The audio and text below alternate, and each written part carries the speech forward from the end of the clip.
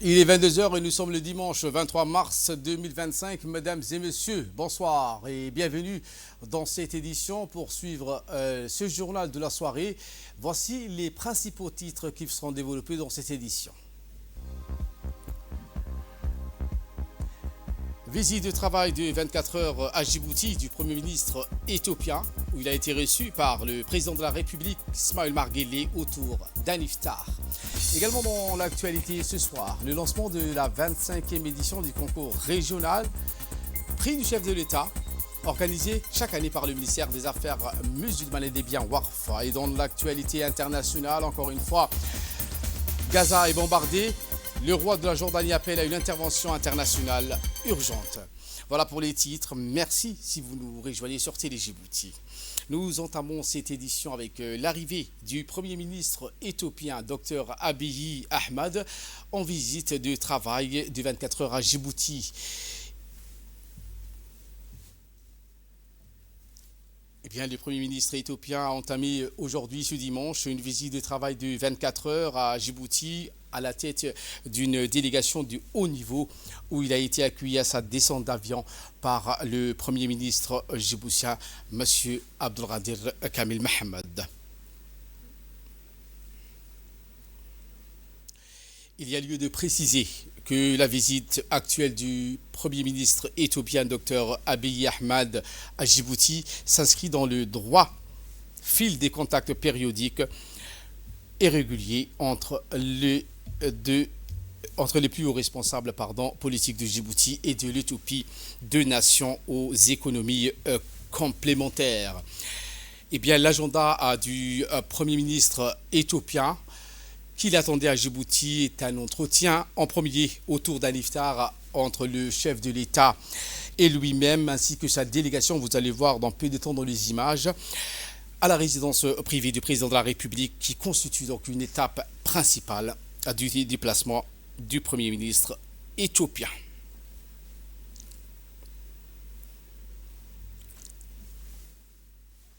Eh bien, justement, donc, cette étape clé de l'entretien entre le président Guelleh et le Premier ministre éthiopien, Dr Abiy Ahmed, c'est en début de soirée. Arrivé donc dans l'après-midi, il a été reçu dans le cadre de cette visite de 24 heures par le chef de l'État, une visite de 24 heures placée sous le signe du renforcement des relations d'amitié et de coopération entre les deux pays et les deux peuples frères, amis et voisins. Intervenu autour d'un iftar dîner à la résidence de Dar el-Goud du chef de l'État à Haramouz, ces entretiens, principale étape de ce déplacement actuel du Premier ministre éthiopien. Sur un volet, les échanges ont surtout porté sur les voies et moyens d'insuffler une dynamique encore plus soutenue dans l'exécution du programme stratégique de coopération étendu à tous les secteurs de développement durable entre les deux nations.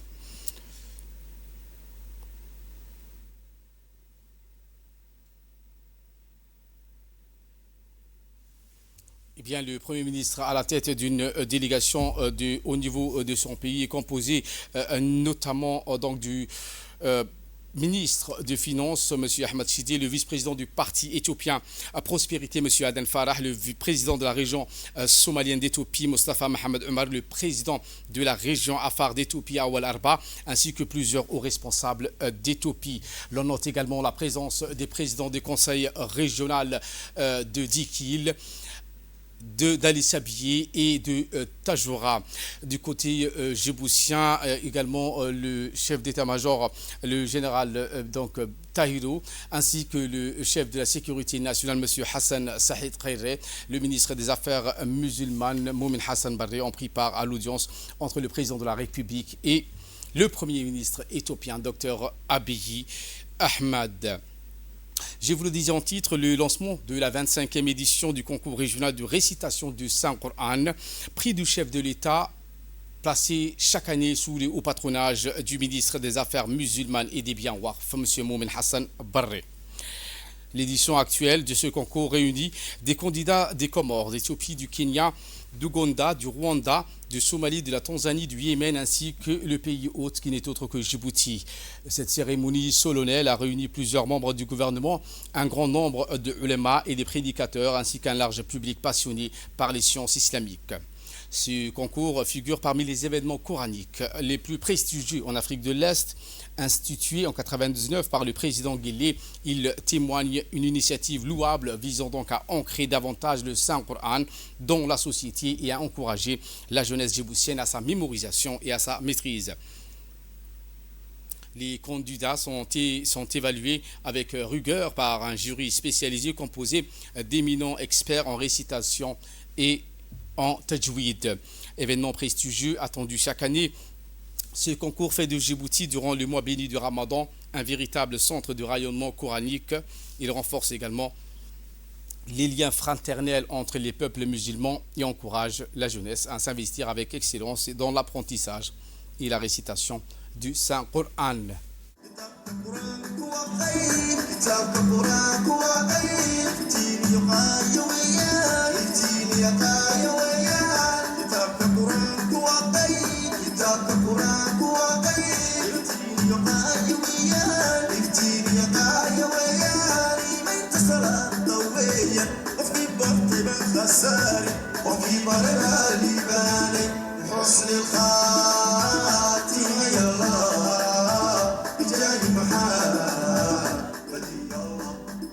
Eh bien, à l'occasion de son jubilé d'argent, les organisateurs aspirent à élargir son rayonnement de manière significative. Cette occasion a été enrichie par les qasaïds religieux de Cheikh Abdurrahman Tantawi.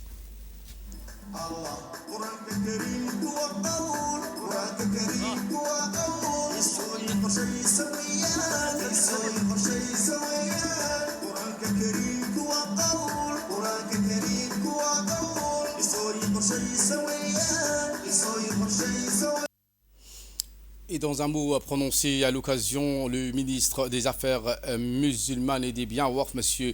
Momin Hassan Barre, a souligné l'importance capitale de cette compétition dans la diffusion de la culture coranique.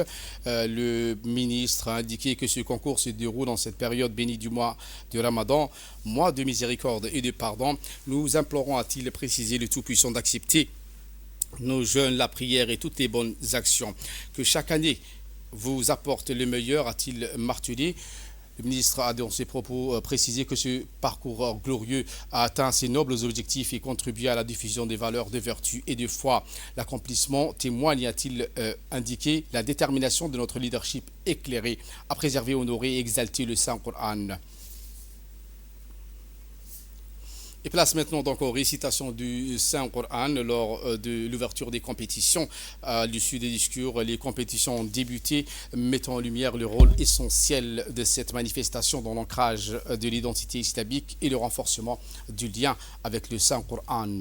Lors de cette première journée qui marque le lancement des épreuves s'étalant sur 3 jours, les candidats ont rivalisé d'excellence dans les catégories de mémorisation complète du Saint-Coran.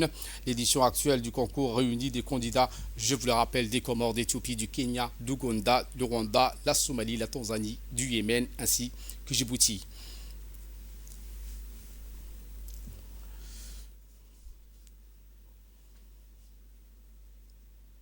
L'actualité de ce 22h, c'est aussi cet atelier sur la politique nationale du bien-être familial organisé par le ministère de la Femme et de la Famille en collaboration avec le Fonds des Nations Unies pour la population et avec le soutien financier de l'Union européenne. Un atelier qui a réuni plusieurs acteurs clés du développement social et familial.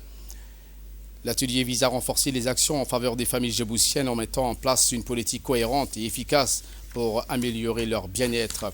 Un atelier qui marque une étape significative dans l'élaboration d'une stratégie nationale ambitieuse et adaptée aux réalités locales, avec pour objectif principal d'assurer donc aux familles djiboutiennes un cadre de vie épanouissant et durable. C'est ce qu'a indiqué dans ses propos la représentante du FUNIAP. Je vous propose de le suivre. L'initiative d'élaborer une politique nationale de bien-être familial qui témoigne d'un engagement fort en faveur du renforcement du tissu social et de la promotion de l'épanouissement des familles. Cette démarche comme vous l'avez dit, s'inscrit dans une dynamique quand même cohérente avec les actions que vous avez déjà entreprises concernant la protection de l'enfant, l'égalité entre les sexes, en fait, à travers la politique genre, et aussi la stratégie contre les violences à l'égard des femmes.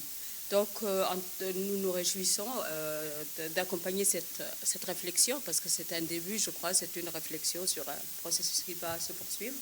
Donc, on se réjouit d'accompagner cette réflexion en apportant notre appui technique et stratégique et afin que ce soit une politique qui soit inclusive et sensible au contexte du pays et qui est surtout alignée sur le besoin des familles djiboutiennes en termes d'individus et en termes de famille aussi.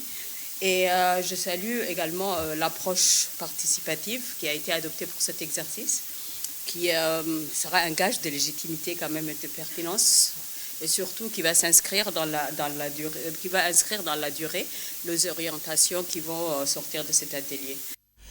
Et pour sa part, la ministre de la Femme et de la Famille, Mme Mouna Ousmane Adan, a souligné l'importance d'une collaboration intersectorielle et participative afin d'assurer, a-t-elle martelé, l'efficacité de cette politique de famille. Écoutons la ministre. La femme, dans sa mission d'amélioration constante de l'impact de ses actions, souhaite engager aujourd'hui cette réflexion approfondie sur le bien-être familial dans la continuité de nos efforts en faveur de l'enfance, de l'égalité du genre et de la lutte contre les violences faites aux femmes. Des domaines où nous avons déjà réalisé des progrès significatifs. Aujourd'hui, nous sommes réunis, experts, professionnels, représentants des institutions, associations, pour échanger et débattre, proposer des solutions concrètes afin d'améliorer la qualité de vie de nos familles. Il ne s'agit pas aujourd'hui de concevoir la politique au sens strict du terme, mais de définir quelles seraient les orientations stratégiques pour avoir une politique nationale de bien-être familial qui place la famille djiboutienne au cœur de nos préoccupations. Le bien-être de la famille est une notion complexe et multidimensionnelle. Elle englobe plusieurs domaines, l'éducation, la santé physique, l'accès à l'emploi, au logement, la sécurité, l'équilibre entre la vie professionnelle et la vie personnelle, ainsi que les liens sociaux et affectifs. Notre objectif est donc de construire cette politique ambitieuse et cohérente qui prenne en compte des réalités et les besoins de toutes les familles, quelle que soit leur composition, leur situation ou leur niveau de revenu. Nous allons contribuer à livrer, avec votre appréciation, traiter des questions qui me semblent essentielles. Par exemple, à la page sport de cette édition, la 4e édition des activités du mois béni de Ramadan à Razdika avec la finale et la clôture du tournoi de handball. Un moment fort donc de cette manifestation sportive en présence du président de la commune de Razdika, Saïd Ibrahim Badoul. Le match de finale très disputé opposait les équipes de Boulaos et de Razdika. Dans un suspense palpitant, l'équipe de Razdika a su tenir son rang et a remporté la victoire avec une avance d'un point. Ce fut un véritable moment d'émotion pour les joueurs et les supporters présents. Ce tournoi a également vu la participation de la chef de service du Centre de développement communautaire du ministère de la Jeunesse et de la Culture, ainsi que des représentants des fédérations telles que le basket et la fédération de hand.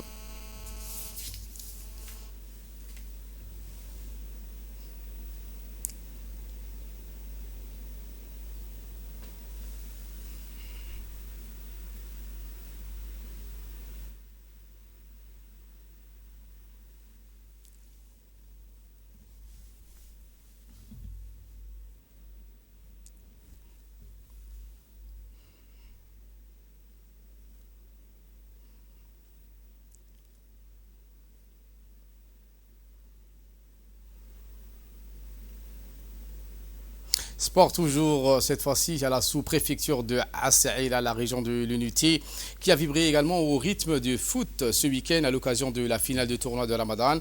Événement qui s'inscrit donc dans le cadre de ces éditions du tournoi de Ramadan. L'événement qui a rassemblé une foule nombreuse passionnée du foot venus encourager les finalistes et célébrer le sport de loisirs en cette période de convivialité et de partage. Cérémonie de clôture qui a vu donc la présence du président du conseil régional de Dikil, M. Mad Hussein Ahmad, et la deuxième adjointe préfète, Mme Simone Yassine, le sous-préfet de Assaïla, Habib Mohamed, ainsi que le sous-directeur régional du ministère de la Jeunesse et de la Culture à Dikil, Mohamed Witi. Ce tournoi, au-delà de son aspect sportif, a été un véritable vecteur de cohésion sociale et de dynamisme communautaire. Avis de recherche pour clore l'actualité nationale. Une petite fille qui semble donc être autiste a été retrouvée seule et se retrouve actuellement en sécurité au commissariat central. L'enfant, visiblement perdu, ne connaît ni son nom ni sa famille et ne peut fournir d'informations permettant de l'identifier. En nouvelle régionale cette fois, le président de la Commission de l'Union africaine, M. Mahmoud Ali Youssouf, est arrivé à Mogadiscio pour rencontrer le président somalien dans le cadre du renforcement des partenariats et soutenir la sécurité et la stabilité. À la force d'une délégation de l'Union africaine, Mahmoud Ali Youssouf, donc, qui est arrivé dans la capitale somalienne Mogadiscio, à son arrivée à l'aéroport international de Aden Adé. Cette délégation a été accueillie par des hauts responsables du gouvernement fédéral somalien, en tête de lequel le vice-premier ministre Salah Ahmed Jama, l'ambassadeur de Djibouti à Mogadiscio, ainsi que le chef de la mission de l'Union africaine en Somalie. La visite du président de la Commission de l'Union africaine, Mahmoud Ali Youssouf, s'étend sur 2 jours dans ce pays ami et frère et constitue une occasion clé pour le renforcement, le rôle et le leadership de la Somalie dans l'amélioration de la sécurité et de la stabilité, ainsi que pour consolider le partenariat stratégique entre l'Union africaine et la Somalie.